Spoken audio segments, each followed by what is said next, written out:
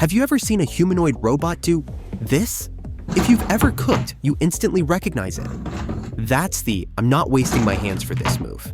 And here's the thing, for a human, totally normal. For a traditional robot, that move usually ends one way, a tiny shift in balance, and the robot face plants straight into the floor. So to make a robot confident enough to even try this, Figure did something that honestly sounds unhinged. They didn't add more safety code, they deleted it. 109,504 lines of C++. Gone.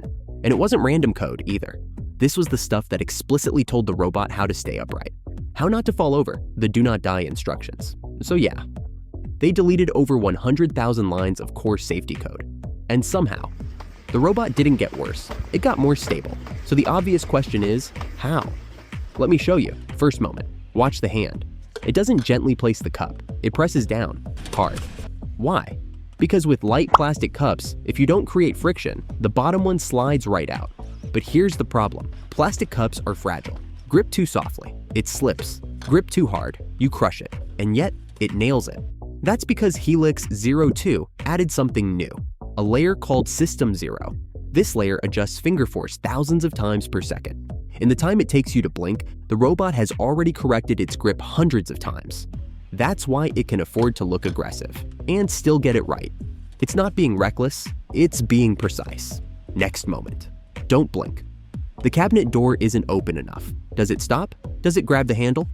No, it casually nudges the door open with the back of its hand. Then, hand swap. Then, stance adjustment. These few frames are the real upgrade.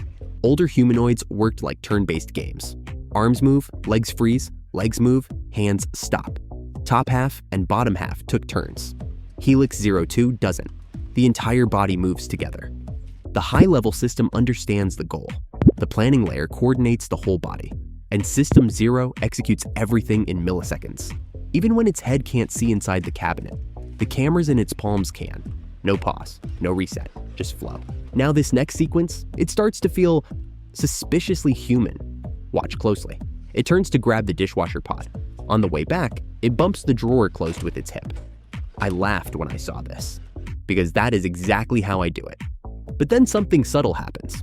I expected it to stop. Put the pod away. End of action. Instead, with its other free hand, it casually grabs a dirty bowl from the sink. You might think, well, yeah, it was right there. But older robots don't do on the way. They do. Pick one thing up, put it down, go back, pick up the next thing, no shortcuts.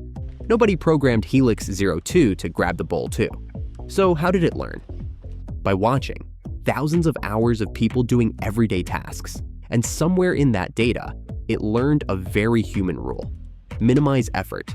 Not because humans are lazy, because we're efficient. Then comes the final move.